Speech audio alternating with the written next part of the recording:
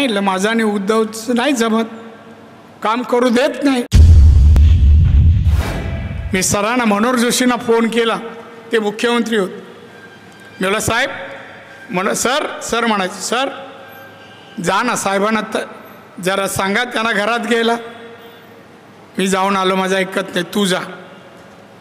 मी म्हटलं sir please जा, नाही तर आपण दोघं. नाही मला साहेबांनी सांगितलं परत या विषयावर यायचं नाही. ठीक आहे. मी सहज फोन केला, 7:30 वाजले होते. साहेब मी नारायण राणे बोल, यायचं आहे. काय विषय? मला आल्यावर सांगतो. नाही तू आत्ता सांग. मला नाही मला साहेब यायचंच आहे. नारायण माझ्या घरचा विषय काढायचा नाही. मी काढायचा की न काढायचं मी आल्यावर सांगतो. थोडं माझं आणि त्यांचं फार म्हणजे चालायचं प्रेम. गेलो आणि पहिल्यांदा आतमध्ये गेल्यानंतर बोल साहेब तुम्ही उद्धवजींकडे शिवसेना प्रमुख म्हणून पाहू नका, मुलगा म्हणून पाहावं आणि त्यांचं ऐकून घ्यावं. एकदा ऐकून घ्या, परत मी कधीच येणार नाही. मग बोलले कसा वागतो, कसा बोलतो? साहेब माफ करा, तुम्ही वडील आहात, अर्धा तास माफ करा. बरं बोलल्यानंतर बोलले जा त्याला घेऊन ये. हॉलडेनमध्ये गेलो आणि बोललो उद्या सकाळी आपण वाचून जायचं. असं 2दा बोल रे नाही म्हणून येऊन बोल नाही म्हणून. मी वयाने लहान होतो पण साहेबांचं प्रेम मिळवलं होतं. साहेब माझा शब्द मोडत नव्हते. मी शिवसेना सोडून निघालो, मला काढलं नाही कोणी. असं एक पत्र टाईप लिहिलं हाताने.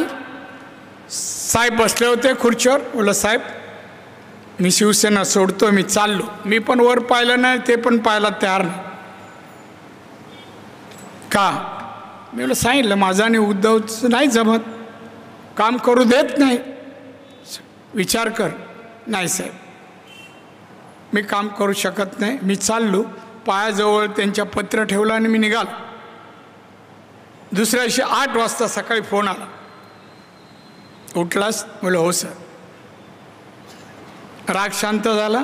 मला रागाचा प्रश्न आहे साहेब, मला नाही काम करू देणार, माफ करा मला, माझ्यावर रागू नका. बघ विचार कर आणि तुला वाटलं परत यावं तर केव्हाही ये. ठीक आहे. हे प्रेम होतं तरी मी सोडून मला नाही काढलं बाळासाहेबांनी.